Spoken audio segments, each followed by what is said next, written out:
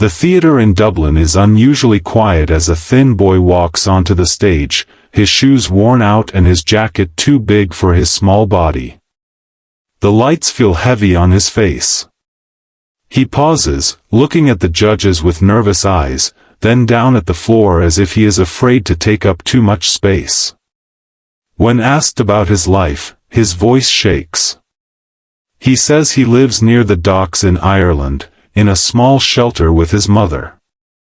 Some nights they eat, some nights they don't.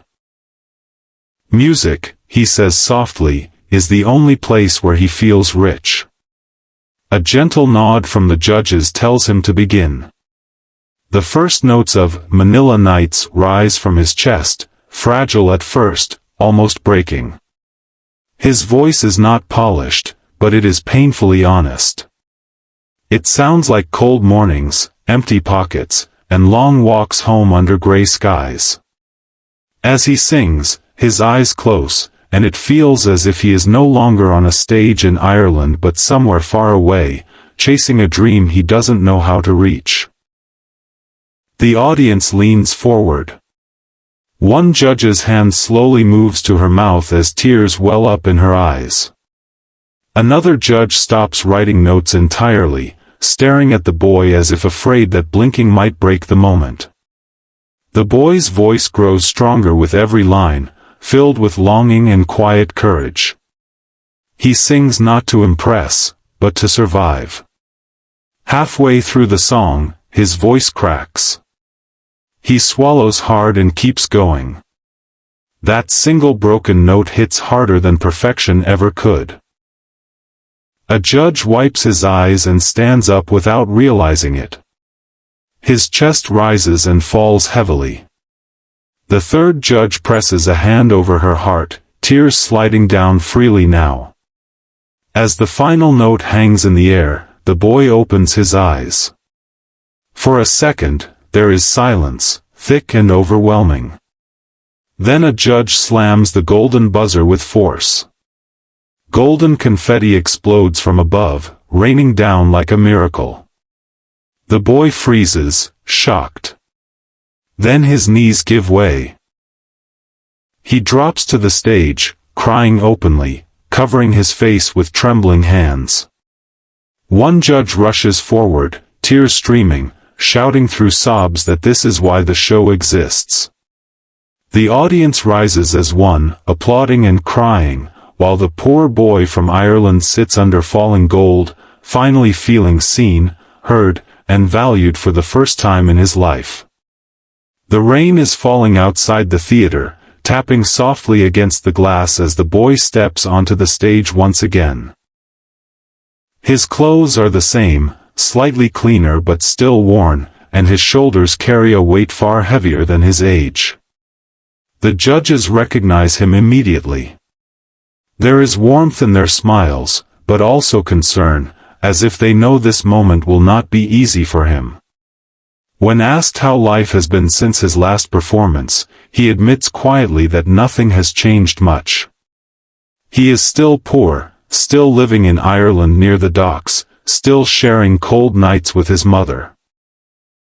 But people now stop him sometimes, and that gives him strength.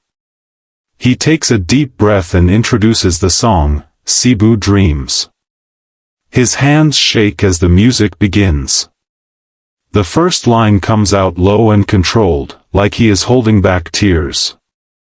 The song speaks of escape, of imagining a life beyond hunger and fear, and every word feels lived in, not learned. His voice carries exhaustion, but also a fragile hope that refuses to die. As the melody rises, so does the emotion. His eyes glisten under the lights, and his voice grows fuller, stretching into the room like a quiet cry for help. The audience feels it instantly. A woman in the crowd presses her hands together, whispering his name. One judge slowly removes his glasses, already unable to hide the tears forming. Another judge leans forward, elbows on the table, eyes locked on the boy as if trying to protect him from the world. Midway through the song, the boy's voice trembles, and he closes his eyes tightly. For a moment, it feels like he might stop. Instead, he pushes through, singing louder, stronger, as if every note is a promise to himself. The lyrics about dreams feel heavy, almost painful, but they also glow with determination. This is not just a performance, it is a confession. A judge whispers, "Oh my God," under his breath, tears slipping down freely now. Another judge presses a hand to her chest, shaking her head in disbelief.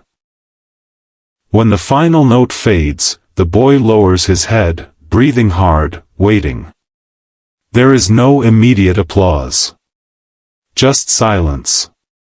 Then one judge stands and walks toward the stage, tears streaming openly. He wraps the boy in a tight embrace, holding him as if he were his own child. The boy breaks down completely, crying into the judge's shoulder. The audience erupts, clapping through tears. The judges are standing now, eyes red, voices unsteady.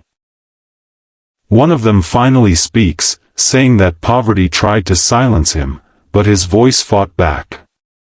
The boy nods, wiping his face, knowing that even if his life is still hard, his dream has taken another step forward. The final night arrives with a heavy stillness in the air, as if everyone inside the theater senses that something unforgettable is about to happen. The boy steps onto the stage slowly, standing alone beneath a single white spotlight. He looks thinner, more serious, but his eyes carry a quiet strength.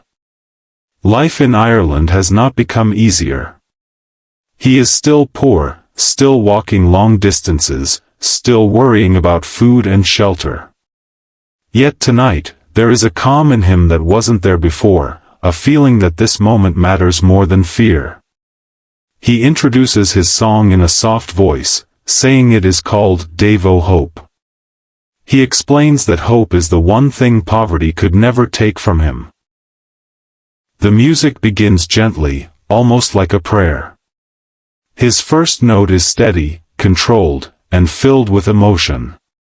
It wraps around the room, silencing every whisper, every movement.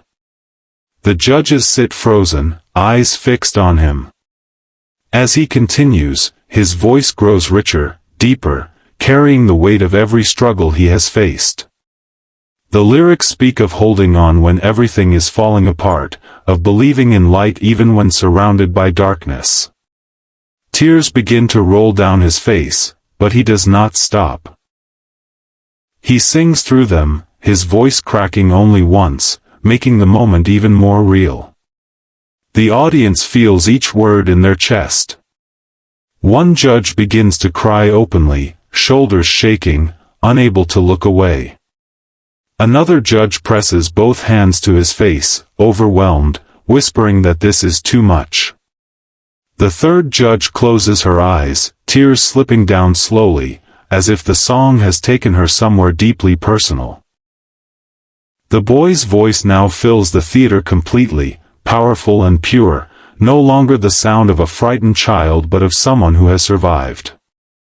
As the song reaches its final lines, he lifts his head and looks straight ahead.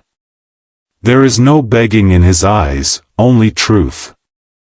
The last note echoes and fades into silence. For a long moment, no one moves. The judges are crying, the audience stunned.